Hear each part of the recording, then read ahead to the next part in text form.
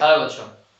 तो last video जो आपने देखा होगा उसमें अपन ने इलेक्ट्रिक फील्ड को डिस्कस किया है और electric field due two point charge को भी अपन ने डिस्कस किया है। ठीक है, आज वाला जो वीडियो जिसमें अपना टॉपिक है इलेक्ट्रिक फील्ड लाइन, बहुत ही ज़्यादा इंपॉर्टेंट पॉइंट है बच्चों।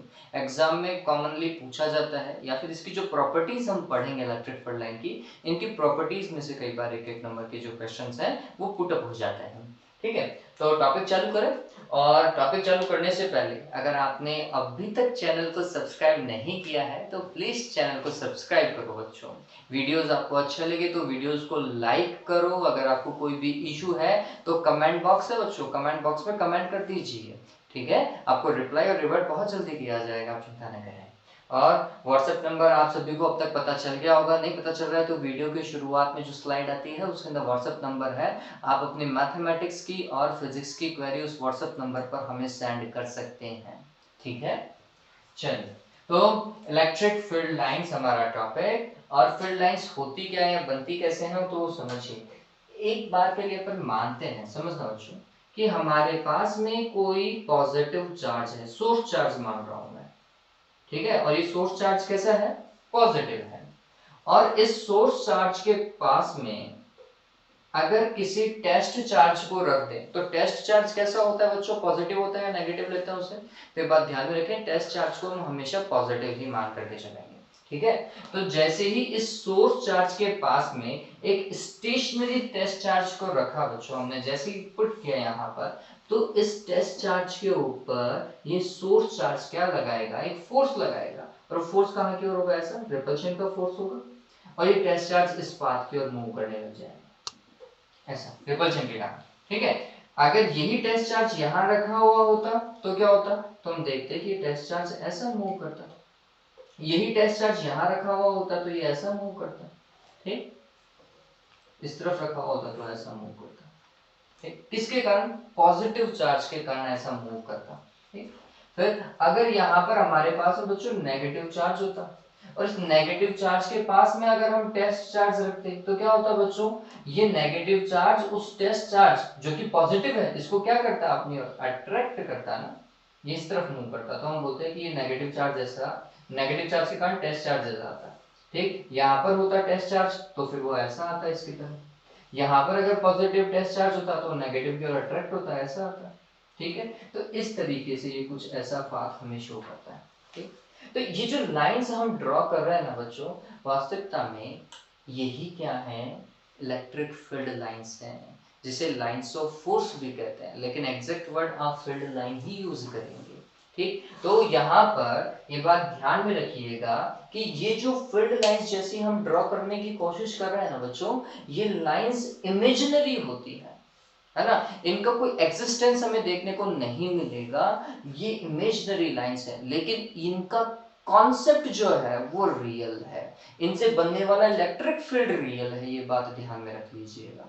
ठीक, जैसे मेरे हाथ में अगर ये मार्कर है तो मार्कर प्लास्टिक का बना हुआ है, प्लास्टिक है तो कार्बन का पॉलीगन होगा, और कार्बन का पॉलीगन तो कार्बन मतलब 6 नंबर पे आ रहा है, एटॉमिक नंबर 6 है। ठीक है, तो इसमें 6 इलेक्ट्रॉन होंगे, 6 प्रोटॉन्स होंगे। ठीक है, अगर मैं प्रोटॉन की बात करूं तो प्रोटॉन पॉजिटिव चार्ज था तो उसे फील्ड लाइन कैसे जानी चाहिए थी, बाहर। तो इस मार्कर से आपको या तो फील्ड लाइंस बाहर की ओर जाती हुई दिखाई देती, या फिर इस मार्कर में अंदर की ओर आती हुई दिखाई देती है ऐसा फील्ड लाइन। लेकिन ऐसा कुछ दिखाई देता है आपको, ऐसा नहीं है। इसका मतलब फील्ड लाइंस है क्या, ये इमेजिनरी लाइंस है। ठीक, लेकिन इनका कॉन्सेप्ट रियल है। लाइंस इमेजिनरी है लेकिन कॉन्सेप्ट इनका इलेक्ट्रिक फील्ड जो है वो रियल है, ये बात ध्यान में रख लीजिएगा।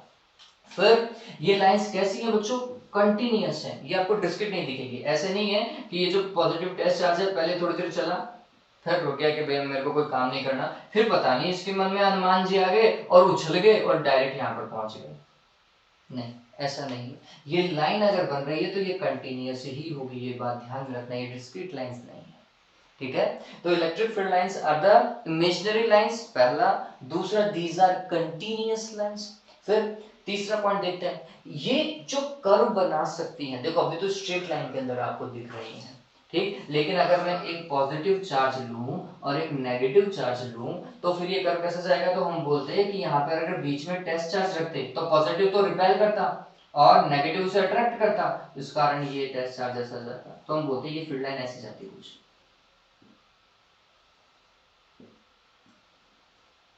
ठीक है, ऐसे कुछ है ना।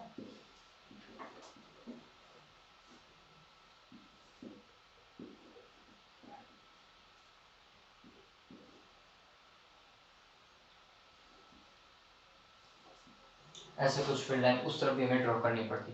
तो अब गौर करो कि ये जो कर्व है ना, ये स्ट्रेट कर्व भी हो सकता था और कर्वेचर भी इसके अंदर हम देख सकते थे। दूसरा, ये क्लोज्ड कर्व है या ओपन कर्व है वो समझिए। तो यहाँ पर अगर हम देखेंगे तो क्लोज्ड कर्व का मतलब क्या होता है बच्चों, कि जहां से वो स्टार्ट होता है उसी पॉइंट पर वो एंड भी होना चाहिए कर्व। ठीक, इनको देखते हैं तो हमें पता चलता है कि ओपन कर्व है। ठीक, अब इस वाली लाइन को देखो, अब देख करके बताओ कि यार ये क्लोज कर्व नहीं बन रहा क्या। आंसर है नहीं बन रहा बच्चों। देखो यहां से ये लाइन मूव करके यहां तक पहुंच रही है, लेकिन यहां से ये वापस नहीं आ रही है, इसकी डायरेक्शन अभी भी ऐसी ही है। ठीक है, इसका मतलब ये जो कर्व है वो कैसा है बच्चों, ओपन कर्व है। इस चीज को ध्यान में रखना। तो हमने क्या क्या दिमाग में रखा, इमेजिनरी कर्व होना चाहिए, कंटिन्यूअस होना चाहिए और ओपन कर्व होना चाहिए। अब ये इलेक्ट्रिक फील्ड लाइंस बताती क्या है, तो मैंने अभी थोड़ी देर पहले बोला कि इलेक्ट्रिक फील्ड को बताती है। ठीक, कैसे बताती है, तो लेट्स सपोज करो एक चार्ज इधर है, एक चार्ज इधर है, और इन दोनों चार्ज के कारण इस पॉइंट के ऊपर आपको क्या कैलकुलेट करना है, इलेक्ट्रिक फील्ड कैलकुलेट करना है।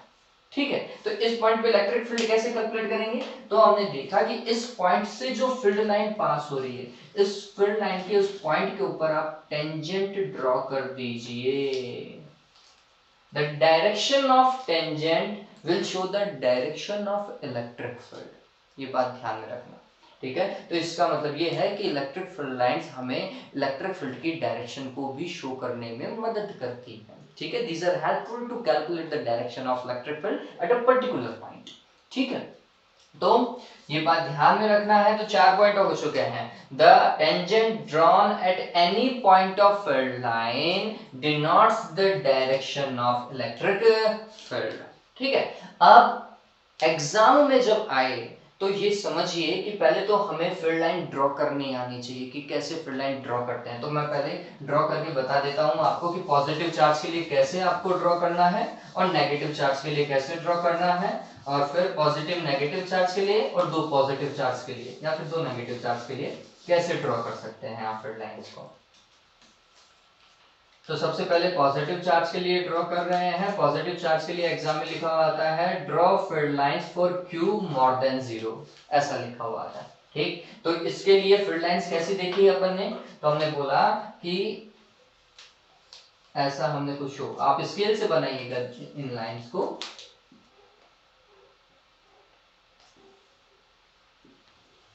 ठीक है, और ये कैसी बाहर जाती हुई दिखाई देनी चाहिए, है ना, दीज आर मूविंग आउटसाइड। कुछ इस तरीके के डायरेक्शन के साथ में आप शो करेंगे फिर लाइंस को। फिर नेक्स्ट पॉइंट, ये तो फर्स्ट पॉइंट था। सेकंड पॉइंट आप किसके लिए देखेंगे, for charge less than 0। Less than 0 का मतलब क्या हुआ बच्चों, it is a negative charge, है ना। और अगर नेगेटिव चार्ज होगा तो नेगेटिव चार्ज में फील्ड लाइन कैसी, नेगेटिव चार्ज की ओर आ रही थी, इनकी डायरेक्शन कुछ ऐसी थी। ठीक है, ऐसा ड्रॉ किया था थोड़ी देर पहले अपन ने, ये ऐसा ड्रॉ कर लेते हैं।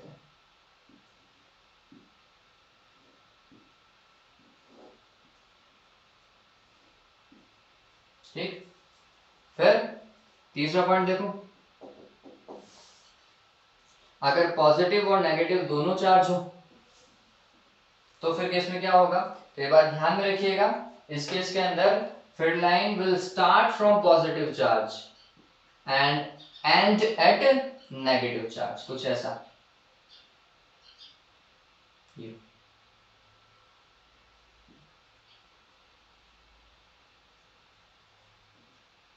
ये ऐसा ड्रॉ करना पड़ेगा और डायग्राम धीरे धीरे ड्रॉ कीजिएगा बच्चों, क्योंकि डायग्राम का सही होना इंपॉर्टेंट है।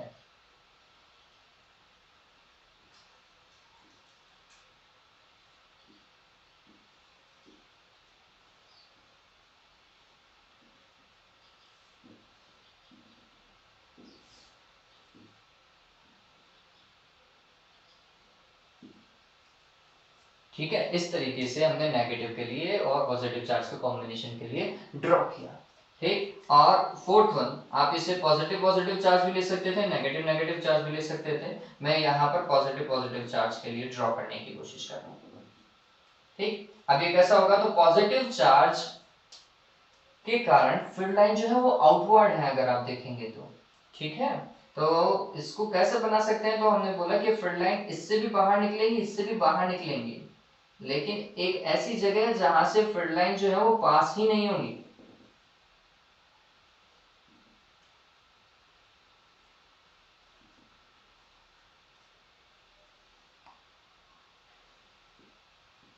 ये एक ऐसा पॉइंट होगा जहां से किसी तरीके की कोई फील्ड लाइन पास नहीं होगी बच्चों। इनके बीचों बीच वाला जो पॉइंट है ना, अगर ये सेम नेचर के चार्ज हैं तो सेम नेचर और सेम मैग्नीट्यूड के चार्ज हैं, ठीक है, तो ये बीचों बीच में एक आपको न्यूट्रल पॉइंट मिलेगा। इस न्यूट्रल पॉइंट पर इलेक्ट्रिक फील्ड की वैल्यू जीरो होती है। इलेक्ट्रिक फील्ड की वैल्यू जीरो होने के कारण यहाँ पर कोई फील्ड लाइन भी पास नहीं होती बच्चों, ये बात ध्यान में रखिएगा। और इससे फिर बची हुई फील्ड लाइन ऐसे बाहर निकलेंगी।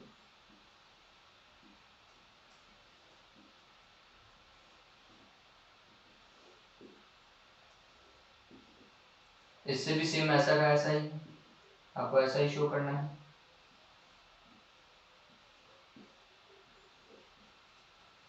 ठीक है, तो इस तरीके से फील्ड लाइन को ड्रॉ किया जाता है। आप चाहें तो वीडियो को पॉज करके बना लीजिएगा, अदरवाइज आपको बगल में वहां पे साइड के अंदर आपको पिक्चर्स दिखाई दे रहे होंगे। इन पिक्चर्स में मैंने फील्ड लाइन को शो कर रखा है, तो आप वहां से ड्रॉ कर सकते हैं। ठीक है, अब चलिए अब इनके डेफिनेशन के ऊपर आते हैं कि एग्जाम में अगर इलेक्ट्रिक फील्ड लाइन आ जाए तो हमें डेफिनेशन क्या लिखनी है, क्योंकि वो बहुत इंपॉर्टेंट टास्क है। मोस्टली इलेक्ट्रिक फील्ड लाइन की डेफिनेशन ही पूछ लेता है। तो फिर हम क्या करेंगे, तो जो चीज मैंने आपको बताई है बच्चों, उस चीज को ध्यान में रखिएगा। और वो डेफिनेशन लिखने से पहले मैं आपको प्रॉपर्टीज एक बार डिस्कस कर लेते हैं, उसके बाद में उन प्रॉपर्टीज को एक बार में लिख लेंगे। तो इमेजिनरी लाइंस ओपन कर्व होना चाहिए, ठीक है, और कंटिन्यूअस लाइंस होनी चाहिए। इसके बाद में इसके किसी पॉइंट के ऊपर अगर हम टेंजेंट ड्रॉ करते हैं तो वो टेंजेंट हमें इलेक्ट्रिक फील्ड की डायरेक्शन को शो करता है। इसके बाद में देखो बच्चों, अगर आप गौर करोगे, these electric field lines start from positive charge and end up at negative charge, ये बात ध्यान में रखिएगा।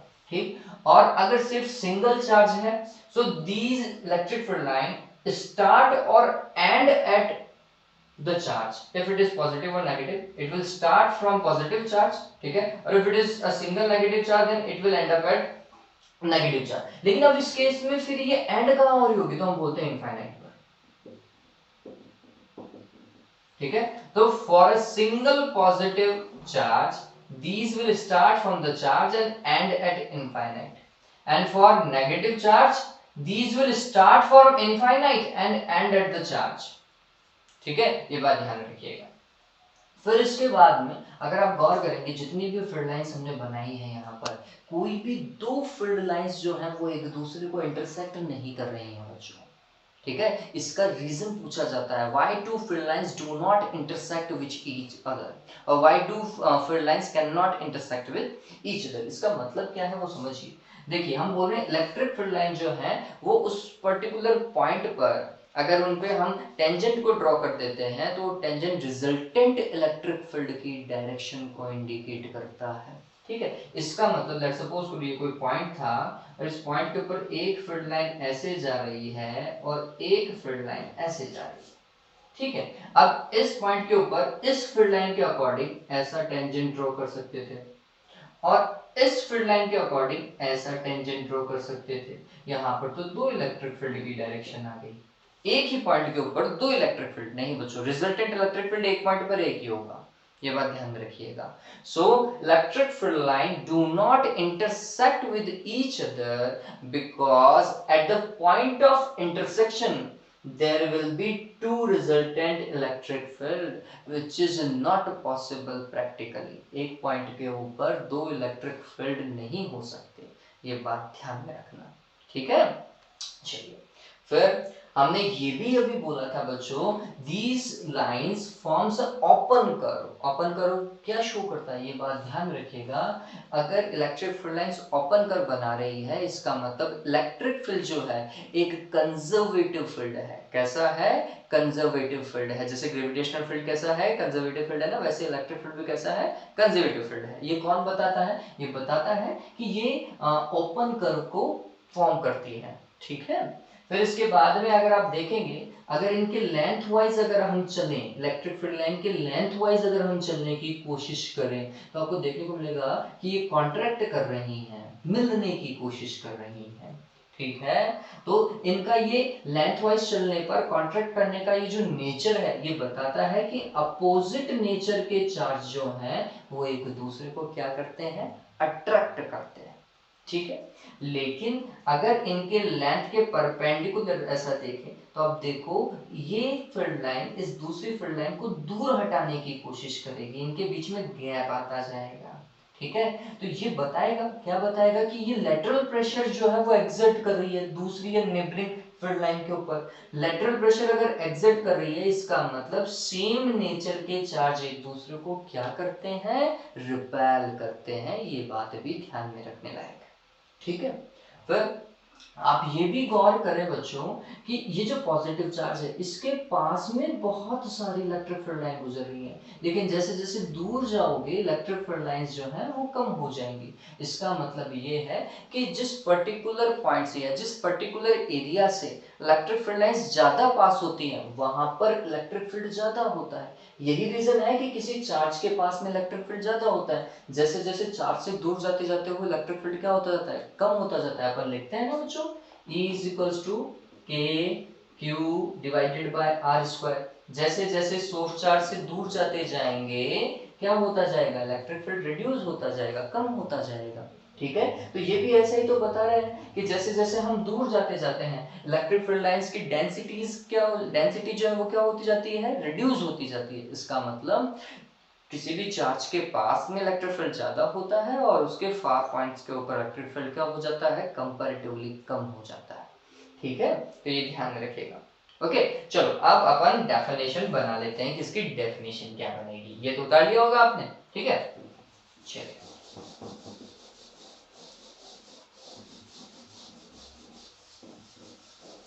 एग्जाम के अंदर अगर सिंगल मार्क का क्वेश्चन आए तो आपको 2 प्रॉपर्टी लिखनी होती है बच्चों, और अगर 2 मार्क का क्वेश्चन आए तो आपको फिर 4 प्रॉपर्टीज जो है वो राइट डाउन करनी पड़ेगी। ये बात ध्यान में रखिएगा।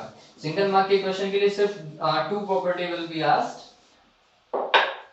देखिए, तो सबसे पहले मैं डेफिनेशन दे रहा हूं। डेफिनेशन क्या होगा, तो हमने लिखा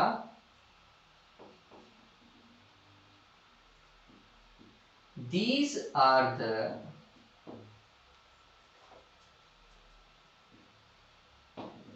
imaginary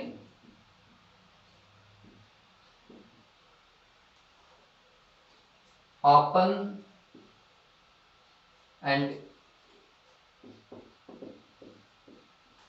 continuous curve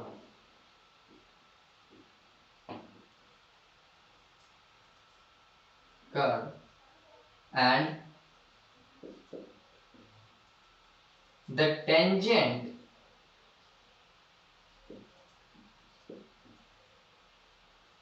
drawn at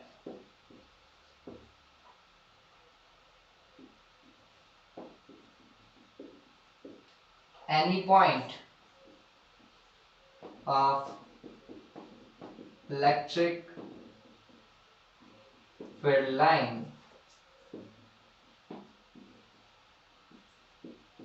will denote the direction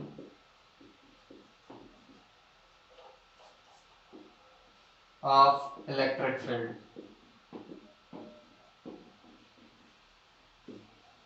at that point।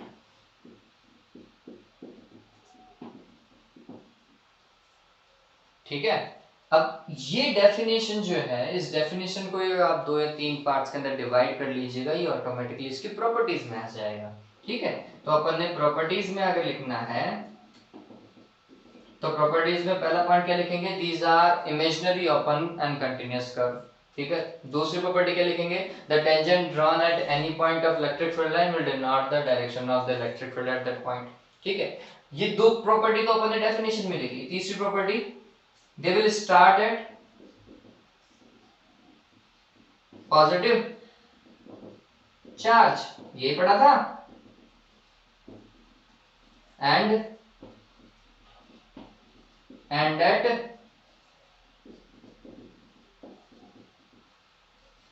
Negative charge. ठीक है, फिर नेक्स्ट हम बोलते हैं do not intersect two field lines. ये सबसे ज्यादा इंपॉर्टेंट है। Two field lines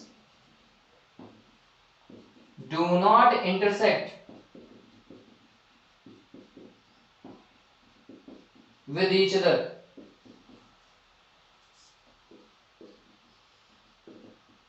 because at the point of intersection there will be two directions of electric field which is not possible practically।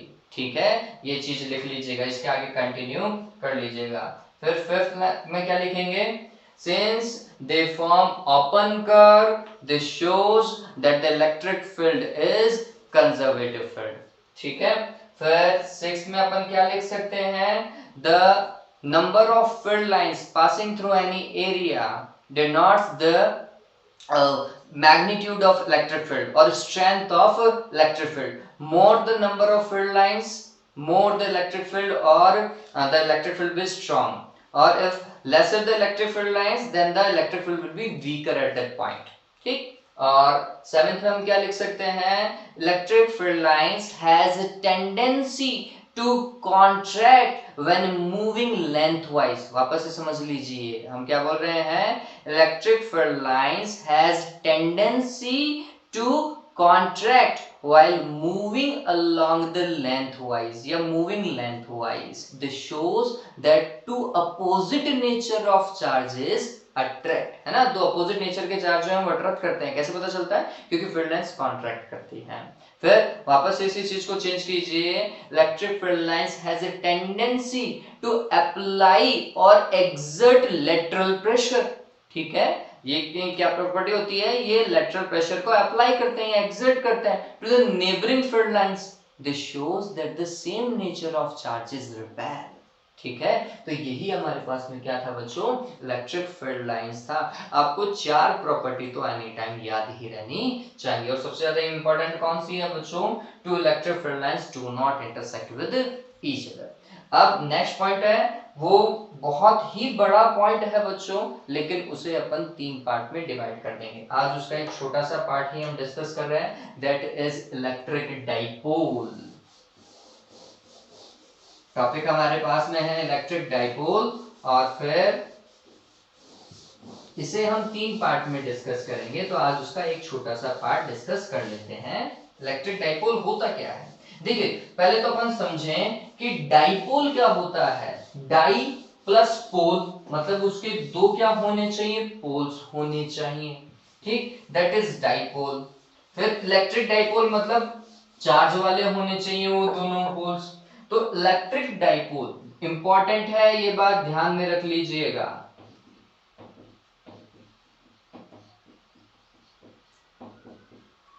तो इलेक्ट्रिक डाइपोल के अंदर हमने सबसे पहले पता होना चाहिए कि इसके पास में दो पोल होने चाहिए। तो एक पोल ये रहा, एक पोल ये रहा, और इलेक्ट्रिक है तो इसका मतलब दोनों के पास में चार्ज है। डाइपोल कब बनता है, तो ध्यान में रखिएगा कि एक के पास में पॉजिटिव चार्ज हो और उतने ही मैग्नीट्यूड का दूसरे के पास में नेगेटिव चार्ज हो, तो फिर वो क्या बनता है, डाइपोल। कंडीशन अप्लाइड, क्या कंडीशन अप्लाइड, इन दोनों चार्ज के मिड का जो डिस्टेंस है that should be very less और नेग्लिजिबल।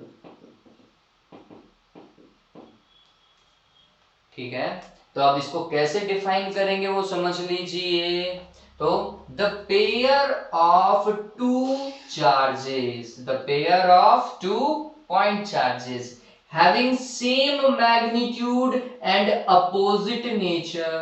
वापस से सुन लीजिए, the pair of 2 point charges having same magnitude and opposite nature and which are placed at a negligible distance or very less distance denotes the electric dipole। ठीक है, चलिए अब इसका दूसरा पॉइंट इलेक्ट्रिक डाइपोल का, और वैसे एग्जांपल मैं आपको बता देता हूं। जैसे इलेक्ट्रिक डाइपोल आपने NaCl बहुत बार पढ़ा होगा, sodium chloride, it is electric dipole. क्यों, क्योंकि जब हम इसको पढ़ते हैं तो इसे Na+ और Cl- देखा जा सकता है बच्चों। ठीक, इसका Na+ सोडियम के पास में एक पॉजिटिव इलेक्ट्रॉन हम देख सकते हैं, क्योंकि इसने इलेक्ट्रॉन को क्या किया था, रिमूव किया था, और उस इलेक्ट्रॉन को कैप्चर किसने किया था, क्लोरीन ने किया था, तो इसका चार्ज भी माइनस का E है, तो मैग्नीट्यूड तो E है, लेकिन एक का पॉजिटिव और एक का नेगेटिव है। ऐसे ही HCl देखो, HCl is again a dipole, कैसे पता चला, तो हम बोलते हैं H+ और Cl-, ये भी एक इलेक्ट्रॉन का क्या करता है, ट्रांसफर के कारण बना था, इसने एक इलेक्ट्रॉन को किसको दिया, क्लोरीन को दिया, तो इसके पास में प्लस का E देखा जाएगा, इसके पास में माइनस का E देखा जाएगा चार्ज में। ठीक है, तो these are the examples of dipole, है ना। H2 is again a dipole, कैसे भाई, H+ एंड OH-, ऐसा शो कर सकता है, नहीं कर सकता है, ठीक है, दैट इज H2, है ना। ठीक, तो ये ध्यान में रखिएगा। अब नेक्स्ट क्वांटिटी जो इलेक्ट्रिक डाइपोल से रिलेटेड है वो है electric dipole moment, electric dipole moment.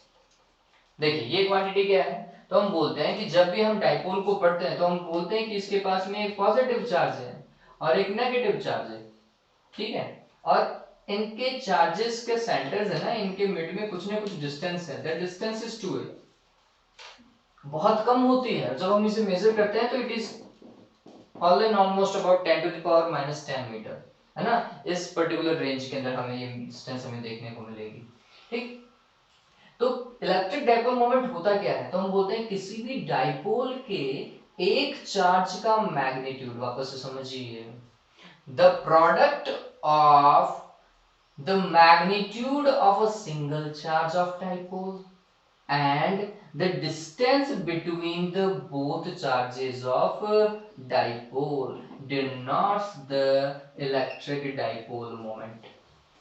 ठीक है, डाइपोल मोमेंट क्या होता है, डाइपोल का कोई भी एक चार्ज लो, उसका मैग्नीट्यूड ले लीजिए और उसको किससे मल्टीप्लाई करना है आपको, दोनों चार्जेस के मिड के डिस्टेंस से, उनके मिड का डिस्टेंस हमने कितना माना बच्चों, 2a माना, तो फिर q को किससे मल्टीप्लाई किया, 2a से मल्टीप्लाई किया, तो ये क्या बन गया, इलेक्ट्रिक डाइपोल मोमेंट p से रिप्रेजेंट करेंगे।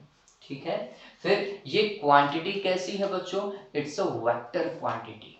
ठीक है, कैसे, तो इसका डायरेक्शन समझिए। अब देखिए, लेट्स सपोज करते हैं कि हमारे पास में इलेक्ट्रिक फील्ड है और मैं ये इलेक्ट्रिक फील्ड शो कर रहा हूं, that is uniform electric field. Electric field को दिमाग में रखने के लिए डायरेक्शन पॉजिटिव टू क्या मान के चलेंगे, नेगेटिव मान करके चलेंगे, अदरवाइज इलेक्ट्रिक फील्ड की डायरेक्शन क्या होती है, पॉजिटिव टेस्ट चार्ज के ऊपर जो फोर्स लगता है उसकी डायरेक्शन ही इलेक्ट्रिक फील्ड की डायरेक्शन होती है, तो पॉजिटिव टू नेगेटिव मान के चल रहे हैं। तो अगर इस इलेक्ट्रिक फील्ड के अंदर अगर इस डाइपोल को रख देते तो नेगेटिव चार्ज कहाँ की ओर जाता, पीछे की ओर जाता, और पॉजिटिव चार्ज कहाँ की ओर जाता, आगे की ओर जाता। पता चल रहा है ना, नेगेटिव चार्ज इस तरफ था इलेक्ट्रिक फील्ड का, तुमने बोला कि पॉजिटिव चार्ज जो है डाइपोल का वो इस तरफ चला जाएगा और नेगेटिव चार्ज पीछे की ओर जाएगा। ठीक है, अब अगर इलेक्ट्रिक फील्ड की डायरेक्शन में ही डाइपोल की डायरेक्शन में चले, इलेक्ट्रिक फील्ड की डायरेक्शन में ही डाइपोल में चलते हैं, तो डाइपोल की डायरेक्शन कहाँ की मिलती है, तुमने बोला negative charge to positive charge. तो ये बात ध्यान में रखिएगा, डाइपोल मोमेंट की डायरेक्शन कहाँ की ओर होती है, towards positive charge from negative charge. ठीक है, डाइपोल के नेगेटिव चार्ज से पॉजिटिव चार्ज की ओर किसकी डायरेक्शन है, डाइपोल मोमेंट की डायरेक्शन। ठीक है, अब इसकी यूनिट समझो, यूनिट क्या आएगी, चार्ज, चार्ज की यूनिट क्या होती है बच्चों, कूलाम होती है। ठीक है, और डिस्टेंस की यूनिट क्या होती है बच्चों, मीटर, तो coulomb multiplied with metre is the SI unit of electric dipole. ठीक, नेक्स्ट डायमेंशन समझिए कि डायमेंशन क्या है इसकी, डायमेंशन, चार्ज की डायमेंशन क्या होती है बच्चों, a1 t1, ये पढ़ते हुए आए हैं, और लेंथ की डायमेंशन क्या होती है, तो हम लिख सकते हैं l1, तो इसकी टोटल डायमेंशन क्या हो गई, a1 t1 l1 is the dimension of electric dipole moment. वापस से, the product of the magnitude of charge and the distance between both the charges of any dipole is known as electric dipole moment. It's a vector quantity whose direction is from negative to positive charge of dipole. Its SI unit is Coulomb meter and its dimension is A1 T1 L1। समझ में आ गया, इतना ही था। अब थोड़ा सा देखिए एक बार के लिए, लास्ट में आपको बता रहा हूं कि अगर आपको इसकी यूनिट लिखनी है तो बच्चों हमेशा कूलाम इंटू मीटर ही लिखिएगा, कभी भी मीटर इंटू कूलाम समझ करके ऐसा मत लिख दीजिएगा। It is not metre into coulomb, it is milli coulomb. ये मिली कूलाम है बच्चों, ठीक है। देखो ये चार्ज जो है, ये क्या था हमने बोला कि एक चार्ज का यूनिट है ना कूलाम, ठीक, और उसके आगे अगर स्मॉल एम स्मॉल के स्मॉल पी लग जाता है तो फिर हम उसे मीटर इन से नहीं शो करते, फिर वो एम किसको रिप्रेजेंट करता है, मिली कूलाम को रिप्रेजेंट, मिली को रिप्रेजेंट करता है, ठीक है। तो ये बात ध्यान में रखना, this is the dimension of electric dipole moment coulomb metre, but this is the this is the unit of electric charge. Millicoulomb is the unit of charge, but coulomb meter is the unit of electric dipole moment. बहुत अंतर है इन दोनों में बच्चों, ठीक है। तो लिखने का तरीका हमेशा ध्यान में रखिएगा, ऐसा ही लिखना है, ये नहीं लिखना है, ठीक है। चलिए आज के लिए इतना ही, आशा करता हूँ आपको समझ में आया होगा। अगर आपको कुछ भी दिक्कत है, किसी भी टॉपिक से रिलेटेड दिक्कत है, तो आप उसे कमेंट सेक्शन में जाकर के लिख दीजिएगा, इस पर्टिकुलर पॉइंट में इशू है, ठीक है। नहीं तो आप व्हाट्सएप कर सकते हैं बच्चों। तब तक के लिए, नेक्स्ट वीडियो तक के लिए आप सभी को घर पे रहिए, अच्छे से रहिए। Have a good day, take care.